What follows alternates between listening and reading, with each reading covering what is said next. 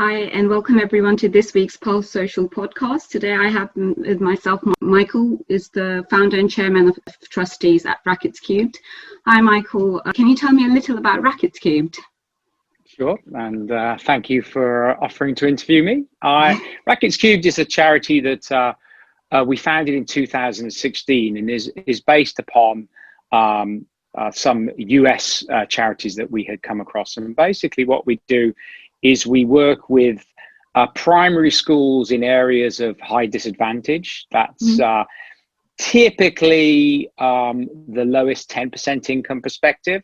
And we partner them with a aspirational host. And that could be a university, that could be a private school, it could be a private club, it could be a sports performance center. And the children, we work with the schools select the children that they think will benefit most from these programs. And the children, typically they arrive as a group of 25 to 30. They will come every school week of the year into the aspirational setting. So let's say here in Roehampton, the children come into Roehampton University. They will do an hour of sport, racket sports, an hour of maths, and then we feed them an evening meal. And all the programs basically follow that model, and we currently operate in Manchester, Birmingham, Leeds, Hull, and various locations around London. So mostly the big cities that have a huge population and a lot of people from diverse backgrounds naturally come to us these cities when they where they live majority of the population, I think, in those terms. So what made you set up Rackets Cubed in that order, where you have a maths, where you have physical activity and an evening meal? That structure is really unique. It's based on sort of some research that's been done, but also just some personal bias. I benefited from my life from doing sport when not that I was ever going to be a professional elite athlete, but sometimes when I didn't feel well physically or mentally, I could actually go so the premise was that active children would actually, and there's been quite a bit of research around this, actually attain more at school, both in terms of educational outcomes and just life. What was fairly clear, though, was obviously if you're going to do sport and the activity after school, we also needed to provide a meal. So we do both bits of the health equation, both the nutrition side and the exercise side. No, it sounds absolutely great. And actually what you're saying makes so much sense, because it is proven if you get these habits to kids at a young age, then they grow up to continue these habits and benefit themselves with those throughout their life. Because, right now they're in school age, but when they get out, it's easy to be distracted with activities that might not be so helpful for you.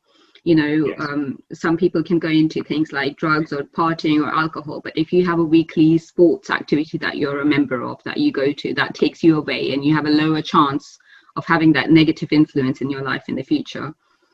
So that's great. And then over the years, because Racket Cube, I imagine, didn't start with these different locations like Manchester, Hull, and all these different places. So, you've gone from success to success, and what has made it endure for so long? And I think we were, there was an element of luck where we started, because we started in Wandsworth and in the west part of Wandsworth in an area called Roehampton, which is actually Europe's, not just the UK's, largest council estate. And it has 48 tower blocks. And I have been to Roehampton, and I had no idea this was the largest council estate in Europe. Yes, it's many people in Wandsworth, it gets ignored in Wandsworth in many ways, because you've got areas that are slightly smaller than it, like Tooting and Battersea, and that are wealthier than it. But because it sort of sits as an island, doesn't have a train station, doesn't have a tube station, and is often a placement area for refugees when they arrive. It's a very transitory community. So it has high levels of deprivation. but this being London, of course, which is quite different than some of the other cities we operated, it's relatively close to it. There's a university, there is the National Tennis Centre, and a large private club, all of which have world-class facilities, sporting facilities, and in the case of Roehampton, education facilities, that were just not accessible to that community. So we persuaded the sites to run the programs. They give us all the infrastructure free of charge. And in fact, all the sites also pay for the meals for the children as well. Yeah, because the other part to this, which we don't underestimate, but it's very hard to quantify, is the aspirational impact. Roehampton University also happens to be London's largest campus university. And they've done a wonderful job re-engineering it over the last 25, 30 years. So it looks fantastic when you go on. And there's no question when and it has a high percentage of students from these communities. So when our children come on, they see, well, first of all, they've probably never heard of a university. They've probably never been into it. Well, they've certainly never been into it. But they actually see people who look like them actually there. And that, I can't tell what the long-term impact will be, but intuitively. I think we're realizing how important representation is, and especially at a young age, how much it can influence you. Because particularly when it comes to sports, if you don't see athletes or players that actually look like you don't believe it's possible. So if you don't, or you find it harder to imagine yourself in that position, I think the university and even education has the same implications. When you see those students that look like yourself, you think to yourself, okay, I'm going to go there, I'm going to do that. So that just makes it so much easier to, have these dreams and ideas, and that's how you make them realize this is like the first step you give those kids. Yes, that's correct. No, that's correct. No, I mean, one of the best examples we have is, squash is one of the racket sports we play. And actually, it's one of the few racket sports, it's one of the few sports in the world that's actually had a world champion from every continent. But it's a very niche sport. However, at one of the Roehampton facilities, we have a professional British Afro-Caribbean player, and she does the coaching. And there aren't many Afro-Caribbean players in the professional squash world, but she's one of them. So there is no question when the girls come in to the program and Casey is around, all the girls want to do is play squash with Casey. And you can see you could put the world #1 male player. He is not going to have the same impact on these girls as Casey is going to. So, no, she's almost like a mentor to them and a role model as well. And then getting the chance to play with her must be like, oh my God, my dream is coming true, and I'll get to be like her one day, maybe. Yes. So that's fantastic. And then do you have a lot of these coaches, do you try to get them from a diverse background so the kids can, there's someone for everyone kind of situation? Yes, because we're typically looking for, well, first of all, they're always going to be highly qualified coaches because we want this to be professionally, we want high expectations. If they're coming for 30 sessions a year, we want them actually, if they have any interest or any proficiency, to become quite good, just so that they can have that whole practice. But where it's possible, and to be honest, in the communities where we all operate, it's almost always possible. We have a coach that is, should we say, I want to say representative of the community. The only thing I'll say is the communities we work with are remarkably complex. So let's say Roehampton, there will be over 50 nationalities.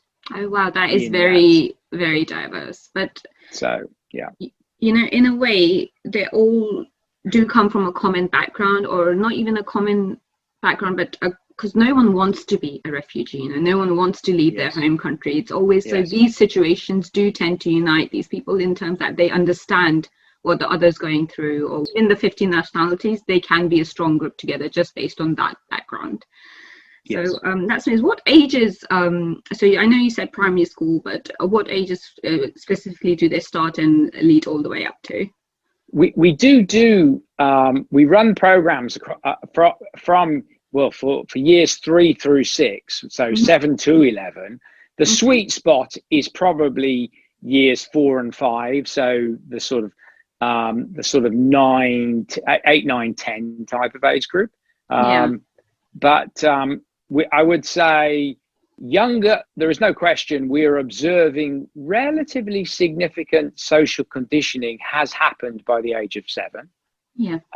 And the schools are telling us they observe it when the children arrive from the age of 5. So there is a little bit of a discussion. We're likely to go younger rather than older.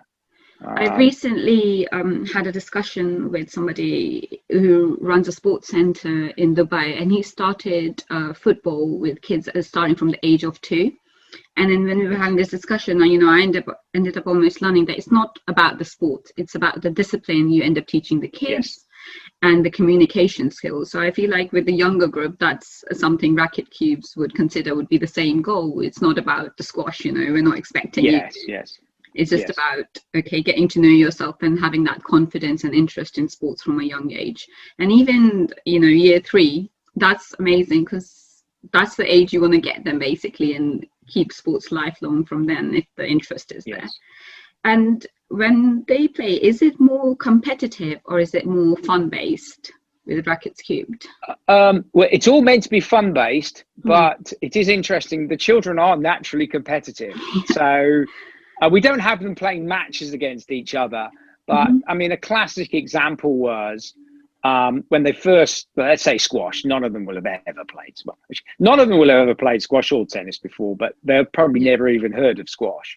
So, obviously at the beginning, it's, literally how, catching and throwing the ball, and then how do you hold a racket, and how do you hit the ball? And so they fairly quickly get through that phase. But then, of course, one of the big tests is, can you hit the ball against the front wall? Yeah. And then it's, well, how many times can you do it? And so what you tend to observe is reasonably quickly, they very quickly get competitive with each other to see how challenging. Yeah. So you don't even have to set them. Yeah. They're like, okay, I'm going to beat my friend, or he's going to beat him. Yes. That's great. And then I love the idea behind making it fun as well, because if you make it too serious at that age, I feel like children wouldn't be interested in participating as much, where if it's an activity they enjoy, then they're more likely to keep carrying it on and on. So with the nutrition aspect, I know you already explained a little bit. Why do you think, obviously beyond your own personal interest in realizing this is important, so is the science proven as well in terms of having nutrition with that evening meal, or is it more because they're from BAME backgrounds or deprived communities that you think this is an even extra boost for them to maybe attend, and for the parents to be happier about it as well, that they're fed there? Do you think that's an aspect of choosing to have the nutrition meals there? When we first started, we hadn't fully appreciated the importance of nutrition. But what's became very clear to us very quickly was that these communities were nutritionally deprived. Not necessarily calorifically, but nutritionally. And there's a large body of evidence suggesting that children who are nutritionally deficient do not do so well at school, which is part of the reason why you've got the breakfast clubs and the free school meals, of course. And so that became a very key element. Our attendance levels remain very, very high. We very, very rarely see people drop out of the programs. And I think it's because of the food. I mean, they do love the sport and they can probably put up with the maths, but I think it's the food. I think what you said, something really did speak out to me, because it's not necessarily that you're not eating, it's the quality of the food as well. Because people from lower income backgrounds tend to eat more ready-made and frozen foods, whereas if you're from a well-off community or a household, then you tend to eat fresh, and that just makes a massive difference.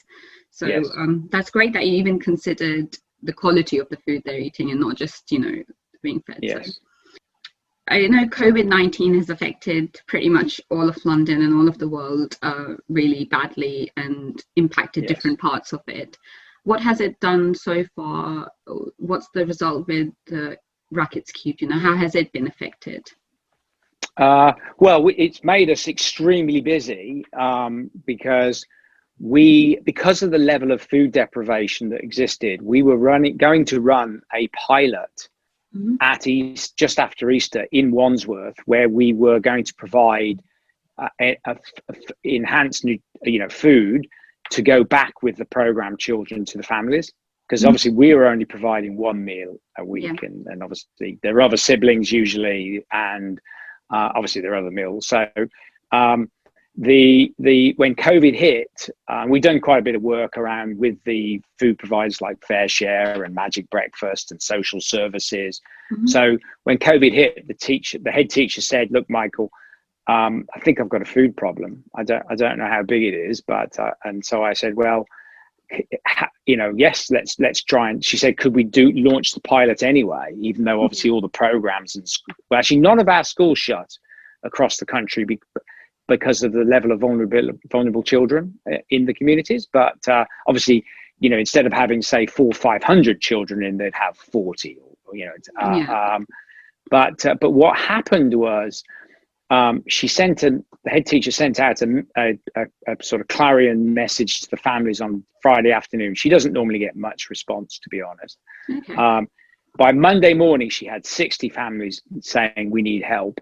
By Thursday, we had 100, and that site fairly quickly grew to supporting 300 families. Oh, wow. So very fast response. Yes. So what happened was we worked with Fair Share on the food side. We worked with another provider on the toiletries side. We worked with the university and the schools on the education side, and we worked with the national governing body sports to get an integrated food, education, and activities. So our three core pillars into what we called a community box, and we created a distribution hub in Roehampton and started to supply. The box typically had about 20 to 25 meals in, or meal equivalents. It'd be rice, pasta, just a combination, milk, fresh fruit. And then what happened, which after the first week we went up a lot in learning curves, but we realized we could do it. So during the second week, I reached out to all the other programs in Manchester, Birmingham, Leeds, West Midlands, Hull, and over the following, saying, look, we've done this, do you think you have a need? And over the following 2, 3, 4 weeks, they all came back immediately, said we have a need, and they all ended up launching programs. So we run these community box programs and have been running them through since Easter. It's been a while then, and they've been carrying on until now. Oh yes. Well, reality is the food deprivation was there pre-COVID. COVID's just made it larger. But we're very nervous about the furloughing schemes. A lot of the communities we work with have people on 0-hour contracts, Uber drivers, part-time cleaners. They work in retail, may work in restaurants. So they're more at risk always. And then, the government's plan to support them isn't as substantial as someone who's in a job like my own, for example. So yes. Well, and actually the families that are on universal credit were not as impacted, because ultimately they received universal credit. It stayed the same. It's the families that actually were on low income that went to no income. Okay. And they that was a very difficult, and universal credit took several months to catch up, to be honest. Going forward now, some of the restrictions are easing slightly. I mean, I know COVID is still there, but what they're trying to do is trying to get things moving again in an as low risk way as possible. So will Rackets Cubed be starting their programs in person soon, or is that something you want to time yourself out and progress more slowly? We ran pilots we ran a pilot all the way through. So even before bubble, because none of our schools shut, and the vulnerable children needed some activity, we ran in Wandsworth at one of the schools, even in May, even actually April and May, a very targeted sort of say activity with the community box, so program with them. Then after the summer half term, when the schools reopened, we then did that with 3 schools. Okay. We in-school delivery, complemented by the community boxes, and we did an impact study. And so we learned how to deliver.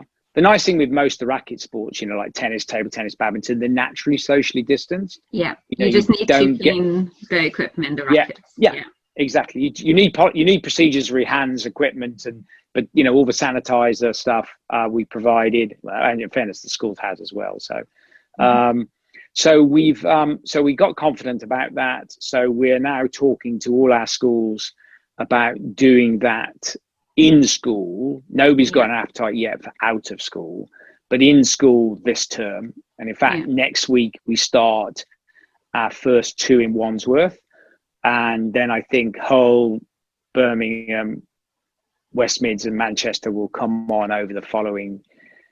There's elements of local lockdown. It gets a bit complicated with Manchester and Leeds, but we're going to be very cautious.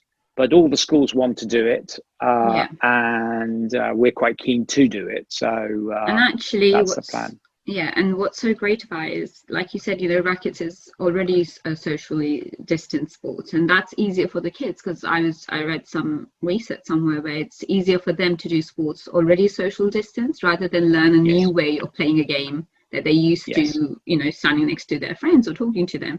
So in a way, that's the perfect sports to kind of dip your toes into as you're coming into some form of normality. You mentioned, you have female coaches and how much the girls love that. Do you find the participation to be on an equal level from young girls as compared to young boys? We have slightly more, on average, we have 55% girls, 45% boys across all the across all the programs. Okay. So, which is unusual. Yes, I was just going to say that, because normally the ratio is on the lower side for the girls. Yes, we think, but we haven't been able to prove it. It's probably because of tennis, because, tennis is a very, you've got some, obviously high profile minority players in tennis. In fact, 9 of the highest paid female sports people are tennis players. When I literally think of female tennis, like Serena Williams just pops into my head as the first person. Yes. So, yes. That might play. And also, I think being from BAME background, especially as you said, 50 nationalities that are just finding their place and are in a transit. Some sports can be restrictive for those girls, and that might not be appropriate for their culture or their understanding. But tennis is something that everyone, can understand easily and can think, okay, this is perfect for our goals as well. So maybe that might be part of the reason that they think, including what you're saying as well. Yes. So that's great that there's equal participation. I love this. And then I know initially you said this was an urban idea in America. So it started in Chicago, which I just found out from your website, which is really interesting to me. That has a really massive population that it's often there's a lot of deprived areas there as well. Yes. So was that the reason that you ended up taking that formula? Because you saw that it was in a city that had a lot of deprived communities, and it had worked for them, and then what made you bring it to London and try it here? I saw it in the to be honest, but the programs I first came across were the squash programs and they started 25 years ago. Oh wow. Where did they start? Well, that started first, the very first one was Boston, but very quickly New York, and I came across the program that was running out of Harlem. And Harlem's more gentrified. It's a bit like London. It's more gentrified now, but back then that was a tough area. And squash, to be honest, is a niche on a niche in America. But as you said earlier on, the sport itself is sort of irrelevant. It's actually having the structure. There are some benefits of racket sports in the way, because of the gender mix, because of their lifelong. But the one thing is, I realized we couldn't replicate their models because America functions quite differently. But the core of what they were trying to achieve, we could do. So we just needed to amend the way we approached it. But also, I'll be honest, I grew up in a place called Walsall in the Black Country in the West Midlands, which is a relatively deprived, well, for a big chunk of time, the most deprived area in the country. But, you know, it's always a debate in the bottom five. And so I have a lot of affinity, and I'm very, very familiar with the challenges of low income, large diversity. But I will be honest, I was, 25, 30 years out of date, because the scale of the challenge is much bigger than I ever realized or remembered or realized. And the level of the level of quite severe deprivation. Outwardly, yes, certain London areas do seem that they could, use some improvement, but you don't really realize what a massive difference those things can make. Even the funding the schools can get, all of this affects it so much. So, you having an idea from an early age and progressing in that must have made a massive difference. And, area to area, do you have to, obviously with COVID, you definitely have to make some structural changes, but even before COVID, did you have to make some changes just depending on which area you were working with, how things would operate there? We do we try not to, but obviously sometimes you have to. So, for example, in West Yorkshire, there we do sometimes we obviously run into the time of mosques starting, 4:30. So sometimes we have to adapt, which seems to be less of an issue in London. I'm trying to work out quite why that is, but so occasionally, but normally the programs we try and make them uniform as best. I mean, they're obviously always tailored to the local communities. So to be honest, although we don't bias towards BAME, we bias towards disadvantage. And so now in London, obviously there is quite a high correlation, but in these communities, but I'll be honest and say Leeds, the school we work in Leeds, and Hull, which are severe deprivation, because there is limited wealth in the areas where they are. 50% of the Leeds school is Romanian. In our school, No, I was saying, I think it's the cities like London where the BAME correlation is more evident, because a lot of refugees and people seeking asylum come to the big cities. They don't necessarily go to the small. So I think you would find, I don't know if that's like the native population, that deprived community, to be more common outside of the big cities, and that correlation would make more sense there. So you end up working with them, and then the model doesn't have to change with those communities more so as with the BAME. You have to sometimes adjust. But it's good that you are trying to keep it uniform, but the flexibility is there when there's a need for it. That's great. Michael, I've loved learning about Rackets Cubed. It sounds amazing. I wish all our listeners would check out your website, because I learned a lot more from there as well, and participate in whatever way they can, because it's an amazing cause. And I feel like, I know everyone says this, it's a cliche, but children are the future. So there's a reason this is a cliche, because it's true. And then if you start early, the better it is, because the results speak for themselves. So we just have to have more organizations and people like yourself going out there doing their bit, and just trying to make sure everyone has the same equal chance in life. Thank you. Thank you so much for joining me today. Okay, thank you. Cheers.